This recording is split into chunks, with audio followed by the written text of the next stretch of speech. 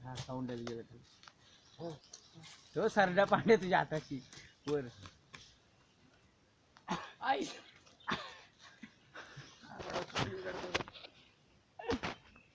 आलो अरे पडला अरे पडला त्या वरच्या पांदीला वाया पांड्याचा केवीआर मंडळाला झलकणार आहे आता आहे ना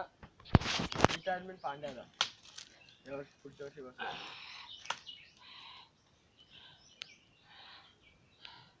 की आता वेळे मारतो ना